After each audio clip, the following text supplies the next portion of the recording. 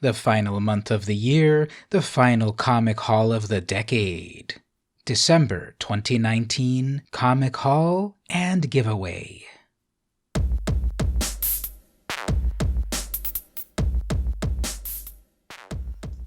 Hey everyone, it's VM Campos, comic book fan.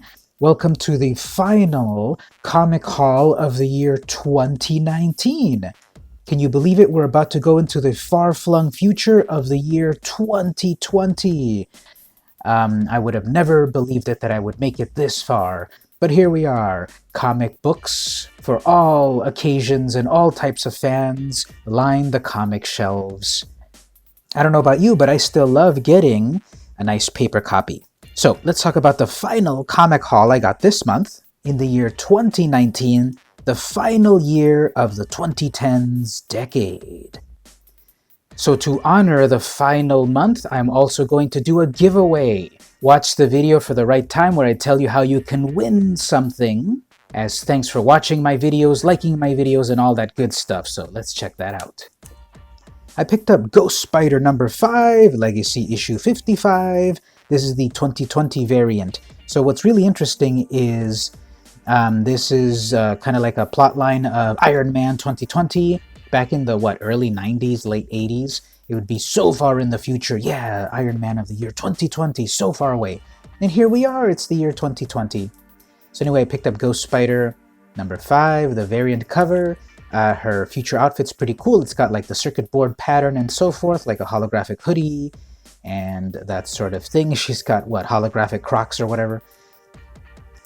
And I'm coming on board back again with Spider-Gwen. I kind of fell off a little bit. I wasn't quite liking her storyline too much, but I've always liked the character a lot, and I'm picking up her latest issue of her latest series, Ghost Spider number 5.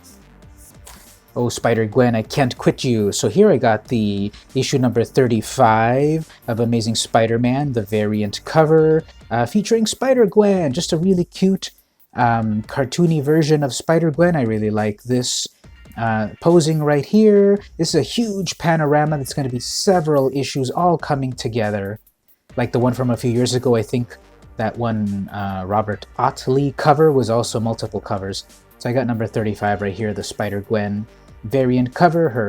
Her little fingers are doing the web shooters, although shouldn't there be webs coming out if her fingers are like that already? Anyway, so I got that, issue number 35, Legacy number 836. I also got the regular cover number 35, So Many Dooms versus Spider-Man. And then I got number 36, Legacy number 837, just a classic Spider-Man pose over here, webs and everything. This is the whole 2099 is in trouble plot line. So I got that one. History of the Marvel Universe has been very enjoyable. I'm a big Marvel head, and this is number 6. Just a great condensed history of everything that's happened in Marvel Comics. So many perspectives, so much to cram into in such a small comic. Amazing index in the back that really explains everything that happened in the book and characters and everything like that. So I'm getting History of the Marvel Universe. All good things must come to an end, and here is the final issue of Star Wars, issue 75. This is one of the variant covers. This features Princess Leia. I believe this is a Greg Land cover. Oh yeah, there we go. Yeah, so Greg Land cover. It's got Princess Leia in her Hoth outfit because this Star Wars story was happening right after New Hope but before Hoth. And so a new number 1 is coming in January 2020 that takes place, I suppose, after Empire Strikes Back. So here's the final issue. Everyone's on the cover as usual. Very cool variant cover. Final issue, Star Wars 75. Moving over to IDW, I picked up Teenage Mutant Ninja Turtles number 100. So this is the 100th issue published by IDW. Of course, Turtles had been around for several years, and the other publishers had been Mirage for a long time, but here now we've got IDW. This is the City at War, the end. Also, if you haven't been paying attention, there's a new Ninja Turtle in the fray, and there's like Evil Dragon and stuff. So this is $7.99. This is cover A. This is a little hard to find at the comic shops, but I managed to get one, and I'm happy about that. Usagi Yojimbo number 7, or number 245 or so, or 255. This is a comic that's been going on and off since 1984. Stan Sakai working on it all of these years later. They're currently at IDW after being at Dark Horse for like 175 issues. Now in full color, and reprints coming of the original stories as well. So Usagi Yojimbo, long-time fan, and this is number 7 that I picked up. Okay, what is going on again with the Chandra Magic the Gathering comic book from IDW? This is issue number 4. 4 issues have been published in like a year, and I don't think this is a quarterly book. It's like, who's late? The artist? The writer? The company IDW? The company Wizards of the Coast? I don't know why there are like no issues of this comic published. This is barely issue number 4. There were months in between each particular issue, and honestly, I've lost interest. This is like a hate read. Like I kind of don't even care about this book, but I still got it. I just need to see it to completion, I guess. But the plot line happened like right after War of the Spark, which that's ancient history. That's like 20 sets ago. So what's going on with this book? Anyway, Chandra number 4 from IDW. I'm currently not reading the Sonic the Hedgehog series from IDW, but I picked up the first few issues. I also got my hands on the retailer incentive one. That one's big bucks. And anyway, this is issue number 24, so congrats to them. 24 issues. They're about to celebrate 25. And I picked this up because this is an amazing, 16-bit homage cover. It's got this style of the classic Sonic games. I could easily see this as an 8-bit game of the time. That's the main reason I got it, because I'm a sucker for that aesthetic. Which then also spilled over here to another IDW book. This is issue number 1 of Read Only Memories. I don't know anything about this book at all. I just know that the cover is in an 8-bit style, and I bought it. So, I don't know, is it cyberpunk? High-tech, futuristic, our time? I don't know anything about it. I just know that I like the cover, and that's why I bought it. So the creative team is Grace, Kenny, Simeon, and Neo Fotisto. So, okay, got issue number 1 of this. Let's see how it goes. I'm a sucker for the photo covers, and here we have The Shape of Elvira, number 4, photo cover. There's Cassandra Peterson herself as Elvira, the hostess with the mostess. And I guess this is issue number 4 because the ending page makes it seem like it's the final conclusion of this. And this is another book that kind of took a long time to wrap up. It's only 4 issues, but it felt like they were publishing it bi-monthly or every 3 months or something. And I've been getting all the photo covers from Dynamite. Very impressive. I've enjoyed that a lot. Good job there on Dynamite on having cool photo or cosplay covers. Another Dynamite book that I picked up was Red Sonja and Vampirella Meet Betty and Veronica. This is number 7. So after they took a little bit of a hiatus with number 6 and wrapped up the first storyline, here this returns with issue number 7. I believe this is a Laura Braga cover. Oh yeah, there we go, Braga, Laura Braga. So I love her art a lot. It's very cartoony, it's expressive, it's stylized, really like it. There's Vampirella, Red Sonja, they are teaming up, and then they come to Betty and Veronica's dimension, and they try to stop a cult and stuff. Whoops, it looks like they got arrested. A new issue number 1 is Deja Thoris number 1. I got the Adam Hughes cover. This is a wraparound cover. Amazing Adam Hughes cover. He doesn't do the interiors, however, and there was a lot of variant covers with a lot of amazing artists. I got the regular cover, Adam Hughes. I just love that it's so sparkly and so luminous, and it's a really cool cover. So I'm gonna try out this new series, starting off with the Adam Hughes cover. Moving over to Archie and their WTF initiative, we have Archie vs. Predator, Volume 2, number 4 of 5. So after the Predators came to Riverdale and basically killed a bunch of people, the Predators return and stuff. So Robert Hack is doing the pencils, interiors, amazing. This is an Andrew Peepoy cover, so it's kind of hilarious to have, the classic Archie style plus Predators. I kind of don't love this cover, but it was the only one in my shop, so I picked it up. I would have rather had the other kind of covers, but again, the story is so WTF, really enjoyable to read. Archie vs. Predator number 2.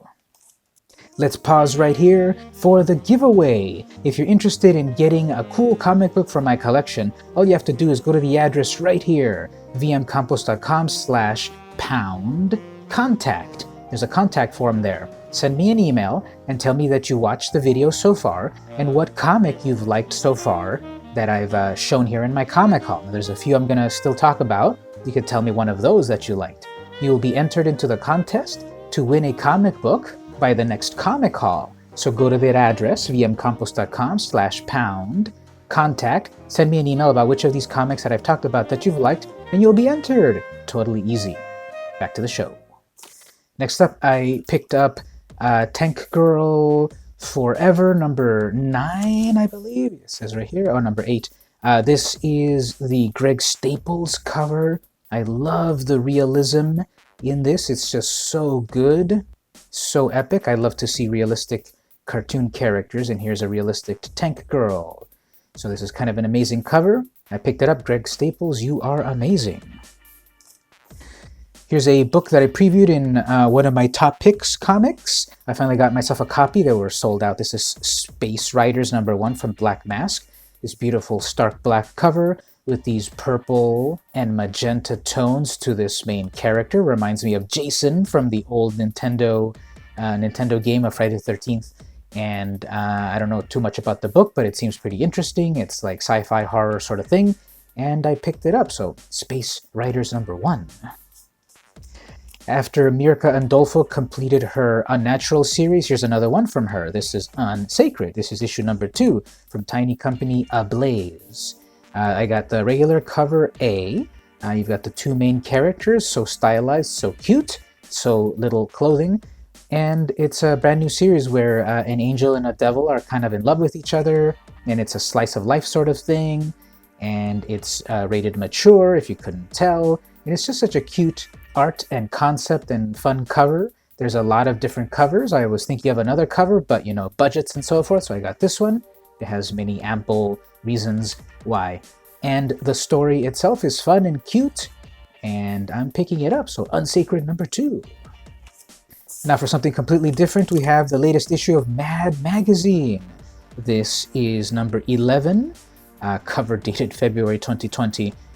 So yeah, Mad Magazine number 11. This was this is originally a comic book, I guess from 1953, 54 or so. Then it became a magazine after the censorship of 1955, and it's been published for, what is that, over 60 years. And it's just been a rough year for them recently after they started again with issue number 1. They were announcing that they're going to stop a lot of their new content, but they're still publishing the book, so there's some reprints and some new stuff. And this is the latest one. This is the 20 Dumbest People, Events and Things of 2019. It's the usual wrap-up of the year, so let's see what this one's about. You should be picking it up if you're not. It's a great anthology series, great art, great stories, very topical. You should really get Mad Magazine. Another magazine that I picked up was Vampirella number 2, facsimile edition. No, this is not the original Vampirella that's worth hundreds of dollars. This is the facsimile that's worth hundreds of cents. This is from Dynamite. They reprinted issue number 2 with the introduction of Evil-Lee, Vampirella's cousin.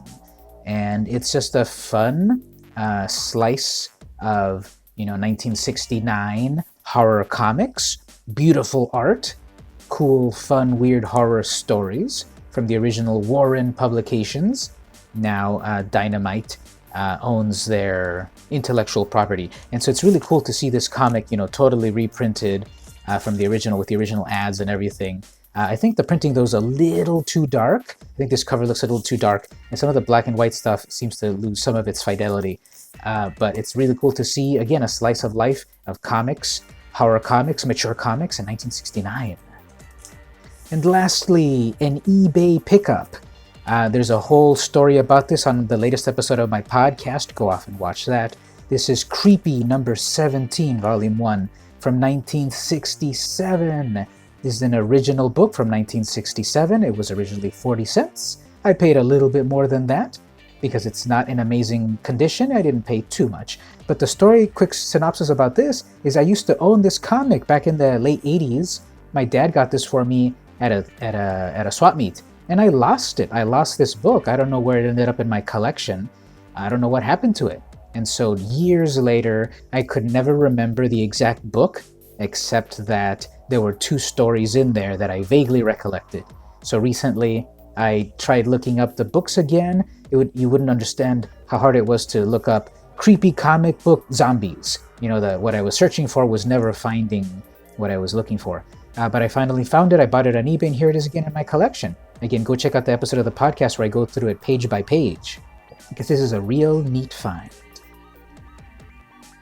And there you go. So that was my comic haul from this year. Some old books, some magazines, some cute, sexy stuff, some scary stuff, beautiful cover art, some WTF, some amazing Adam Hughes covers, some mashups of the ages, the hostess with the mostess, 16-bit nostalgia, Magic the Gathering fun, long-running series, another long-running series, the ending of a series, the explanation of a complete fandom, classic comics from some of my favorite Spider people. And that was my haul for the final New Comic Book Day of 2019, the final one of the decade. Kind of interesting to think about that. So what do you think? What did I miss? What are you reading? What do you recommend? Are you interested in winning something?